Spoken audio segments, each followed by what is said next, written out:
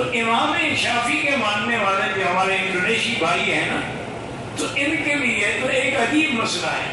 وہ جب لڑکی لڑکے کا نکاح ہوتا ہے تو لڑکی والے لڑکے سے شرط کرتے ہیں کہ تم ہماری لڑکی کو حج بھی کرواؤ پھر عمرہ بھی کرواؤ.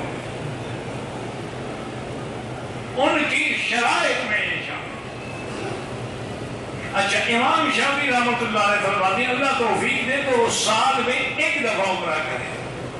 یہ بیچارے انڈونیشین آتے ہیں نا، تو یہ جتنے سال نہیں کیا یہ روزانہ عمرہ کرتے ہیں تاکہ ہمارے عمرے پورے ہو جائیں. اتنے سال کے 10 سال نہیں کیے تو کم سے کم 10 عمرے کر لیں.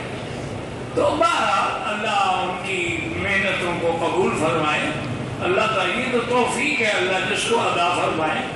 ایسے بھی ہیں جنہوں نے زندگی میں کبھی عمرہ نہیں کیا، معلوم ہے. اب اللہ کسی کو معلوم کر دے تو اس کا کیا علاج ہے.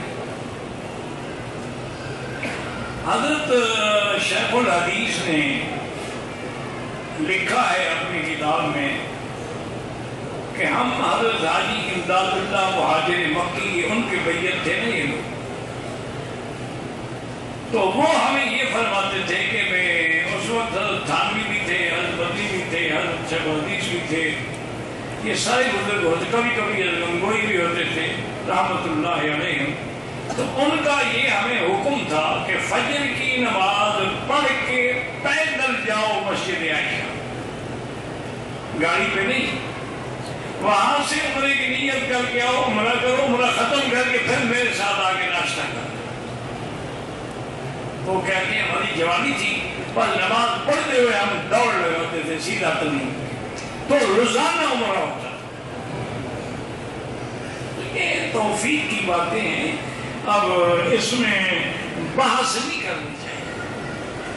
اور یہ ایک قسم کا مجاہدہ ہے. جیسے کہ عورتوں نے عرض کیا کہ یا رسول اللہ صلی اللہ علیہ وسلم مرد جہاد کرتے ہیں، شہید ہوتے ہیں، غازی بنتے ہیں، ہم عورت جہاد رکن الحج، تمہارا جہاد حج ہے. تو حج ایک جہاد بھی ہے، عمرہ ایک جہاد بھی ہے. اور دوسرا یہ بھی ایک تجربہ ہے کہ جتنا عمرے زیادہ کرو یا حج زیادہ کرو اللہ رزق میں برکت دے. جتنا یہ تجربہ کر لو. اب جس بندے کو کوئی آدمی 1000 روپیہ بھی ادھار نہ دینا، اگر عمرے یا حج کی نیت کرے اس کو بھی 1,00,000 2 لاکھ ادھار مل جاتا ہے. اور جب تم حج کر کے عمرہ کر کے واپس جاؤ گے اللہ یہ پیسے تمہارے فوراً لوٹا دے. اللہ کریم ہے، وہ احسان نہیں رکھتے. اس کا وعدہ ہے وہ یخلف ہو، جو میرے راستے میں خرچ کرے گا اس کا میں بدل دوں. آپ تجربہ کرو. اب جب جائیں دیکھیے ایسے مقام سے آپ کو دیں گے کہ آپ کے گمان میں بھی نہیں ہوگا. وَيَرْزُقْهُ مِنْ حَيْثُ لَا يَحْتَسِبُ. میرے ایک دوست ہیں، وہ میڈیکل کے بزنس مین ہیں، میڈیکل ادویات کے. وہ آئے، میں نے کہا یار غفلت نہ کیا کرو، انہوں نے پیسہ بھی دیا، ہر سال حج پہ آ جایا کرو، عمرہ کر دیا کرو. میں نے کہا باقی صاحب آخر خرچہ ہوتا ہے. میں نے کہا اچھا اس دفعہ کتنا خرچہ ہوگا؟ انہوں نے کہا کہ اس زمانے میں سستا تھا. انہوں نے کہا 1 لاکھ روپے. میں نے کہا آپ جائیں انشاءاللہ آپ کو 1 لاکھ مل جائے. اس نے 1 ہفتے کے بعد مجھے ٹیلی فون کیا. اس نے کہا باقی صاحب آپ کا کہنا اللہ نے ایسا پورا کیا ہے کہ جو دوائی 10 کی تھی وہ 20 کی ہو گئی، مجھے واپسی پہ 2 لاکھ زیادہ مل گیا. تو اللہ کسی کا احسان نہیں رکھتے ہیں. بے فکر ہو کے خرچ کرو.